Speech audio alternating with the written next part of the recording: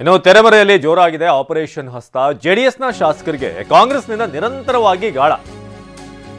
ತೆರೆಮರೆಯಲ್ಲಿ ಜೋರಾಗ್ತಾ ಇದೆ ಆಪರೇಷನ್ ಹಸ್ತ. ಜೆಡಿಎಸ್ ಶಾಸಕರಿಗೆ ಕಾಂಗ್ರೆಸ್ನಿಂದ ನಿರಂತರವಾಗಿ ಗಾಳ ಹಾಕುವಂತ ಕೆಲಸ ಆಗ್ತಿದೆ. ಒಕ್ಕಲಿಗ ಶಾಸಕರಿಗೆ ಕಾಂಗ್ರೆಸ್ನ ನಾಯಕರು ಗಾಳ ಹಾಕ್ತಿದ್ದಾರೆ. ಹಳೆ ಮೈಸೂರು ಭಾಗದ ಒಂದಷ್ಟು ಒಕ್ಕಲಿಗ ಶಾಸಕರ ಸಂಪರ್ಕ ಆಗ್ತಾ ಇದೆ. ಹಾಗಾಗಿ ಇನ್ನಷ್ಟು ತನ್ನ ಬಲವನ್ನ ಹೆಚ್ಚಿಕೊಳ್ಳೋದಕ್ಕೆ ಈಗ ಕಾಂಗ್ರೆಸ್ ಮುಂದಾಗಿದೆ.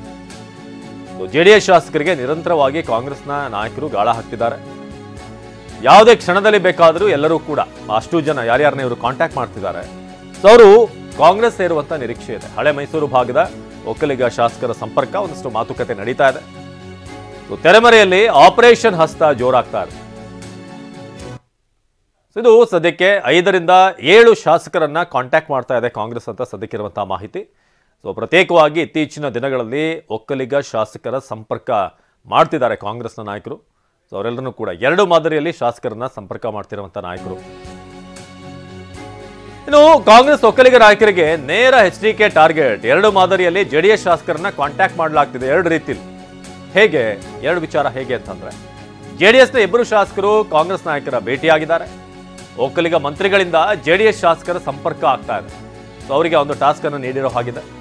ಜೆಡಿಎಸ್ ಶಾಸಕರೇನಿದ್ದಾರೆ ಅವ್ರ ಜೊತೆ ಆತ್ಮೀಯರಾದರಿಂದಲೂ ಕೂಡ ಪ್ರಯತ್ನ ಆಗ್ತಾ ಇದೆ. ಕಾಂಗ್ರೆಸ್ ಶಾಸಕರ ಮೂಲಕವೂ ಕೂಡ ಕೈ ಶಾಸಕರು, ಅದರಲ್ಲೂ ಒಕ್ಕಲಿಗ ಶಾಸಕರು ಈ ಒಂದು ಕಾಂಟ್ಯಾಕ್ಟ್ ಮಾಡ್ತಿದ್ದಾರೆ ಅಂತ.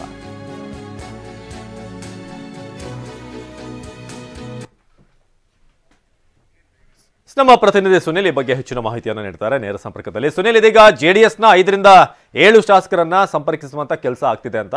ಸೊ ಬಹಳ ದಿನಗಳಿಂದ ಒಂದಷ್ಟು ಶಾಸಕರು ಓಪನ್ ಆಗಿನೇ ಕಾಂಗ್ರೆಸ್ ಜೊತೆಗೆ ಒಂದು ಸಾಫ್ಟ್ ಕಾರ್ನರ್ ನಾವು ನೋಡ್ತಾ ಇದೀವಿ, ಅದು ಕೂಡ ಹಳೆ ಮೈಸೂರು ಭಾಗದಲ್ಲಿ. ಸೊ ಈ ಒಂದು ಆಪರೇಷನ್ ಒಂದು ಪ್ರಯತ್ನ ಎಷ್ಟು ಮಟ್ಟಿಗೆ ಸಫಲ ಆಗ್ಬೋದು, ಏನೆಲ್ಲ ಆಗ್ತಿದೆ ಅಂತ ತೆರೆಮರೆಯಲ್ಲಿ ಸುನಿಲ್?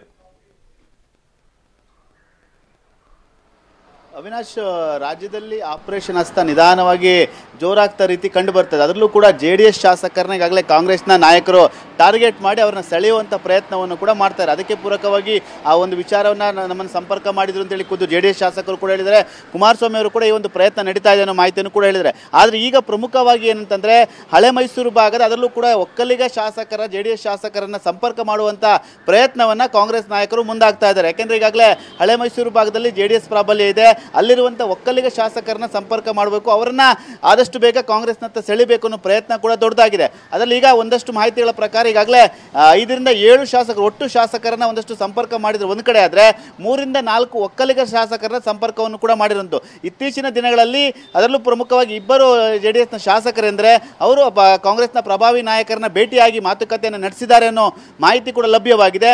ಯಾವ ರೀತಿಯಾಗಿ ಅವ್ರನ್ನ ಸೆಳೆಯುವ ಪ್ರಯತ್ನ ಅಂತಂದರೆ, ಹಳೆ ಮೈಸೂರು ಭಾಗದಲ್ಲಿರುವಂಥ ಒಕ್ಕಲಿಗ ಪ್ರಭಾವಿ ನಾಯಕರು ಯಾರಿದ್ದಾರೆ ಅವರ ಮುಖಾಂತರ ಶಾಸಕರನ್ನು ಸೆಳೆಯೋದು ಒಂದು ಕಡೆ, ಆದರೆ ಇನ್ನೊಂದು ಕಡೆ ಕಾಂಗ್ರೆಸ್ ಶಾಸಕರಲ್ಲಿ JDS ಶಾಸಕರಿಗೆ ಯಾರು ಆಪ್ತರಾಗಿರುವಂಥ ಶಾಸಕರಿದ್ದಾರೆ ಅವರ ಮೂಲಕ ಸೆಳೆಯುವಂಥ ಪ್ರಯತ್ನ ನಡೀತಾ ಇದೆ. ಈ ಮೂಲಕ ಕುಮಾರಸ್ವಾಮಿ ಅವರಿಗೆ ನೇರವಾಗಿ ಟಕ್ಕರ್ ಕೊಡಬೇಕು ಅಂತ ಒಂದು ಕಡೆ, ಆದರೆ ಒಂದು ಕಡೆ ಹಳೆ ಮೈಸೂರು ಭಾಗದಲ್ಲಿ ಒಂದು ಹಿಡಿತವನ್ನು ಸಾಧಿಸಬೇಕು ಅನ್ನೋ ಲೆಕ್ಕಾಚಾರದಲ್ಲಿ ಈ ರೀತಿಯಾದ ಒಂದು ಪ್ರಕ್ರಿಯೆ ನಡೀತಿದೆ ಅನ್ನೋ ಮಾಹಿತಿ ಕೂಡ ಲಭ್ಯವಾಗಿದೆ. ಈಗಾಗಲೇ ಆಪರೇಷನ್ ಹಸ್ತದ ಬಗ್ಗೆ ಒಂದು ರೀತಿ JDS ನಾಯಕರು ಕೂಡ ಮಾತಾಡಿದರೆ, ಕಾಂಗ್ರೆಸ್ನವರು ಕೂಡ ಬಹಿರಂಗವಾಗಿ ಮಾತಾಡಿದರೆ. ಆದರೆ ಪ್ರಮುಖವಾಗಿ ಅಂತಂದರೆ, ಒಕ್ಕಲಿಗ ಶಾಸಕರಿಗೆ ಗಾಳವನ್ನು ಹಾಕುವ ಮೂಲಕ ಒಕ್ಕಲಿಗ ಒಂದು ಹಿಡಿತವನ್ನು ಸಾಧಿಸಬೇಕು ಅನ್ನೋ ಲೆಕ್ಕಾಚಾರದಲ್ಲಿ ಒಂದು ಕಡೆ ಹಳೆ ಮೈಸೂರು ಭಾಗದಿಂದ ಒಕ್ಕಲಿಗ ನಾಯಕರೆಂದರೆ, ಕುಮಾರಸ್ವಾಮಿ ವಿರುದ್ಧವಾಗಿರುವಂಥ ನಾಯಕರೆಂದರೆ ಅವರೆಲ್ಲರೂ ಕೂಡ ಈ ರೀತಿಯಾದ ಒಂದು ತಂತ್ರಗಾರಿಕೆಯನ್ನು ಮಾಡ್ತಾ ಇದ್ದಾರೆ. ಅದಕ್ಕೆ ಪೂರಕವಾಗುವಂತೆ 3ರಿಂದ 4 ಒಕ್ಕಲಿಗ ಶಾಸಕರ ಸಂಪರ್ಕವನ್ನು ಕೂಡ ಮಾಡಿದರೆ, ಅವರಿಗೆ ಅವ್ರ ಜೊತೆ ಅಷ್ಟೇ ಅಲ್ಲದಲ್ಲೇ ಒಂದು ಪ್ರಭಾವಿ ನಾಯಕರ ಜೊತೆ ಮಾತುಕತೆಯನ್ನು ಮಾಡಿಸಿರೋ ಮಾಹಿತಿ ಕೂಡ ಲಭ್ಯವಾಗಿರುವಂಥದ್ದು. ಅವಿನಾಶ್, ಧನ್ಯವಾದ ಸುನಿಲ್.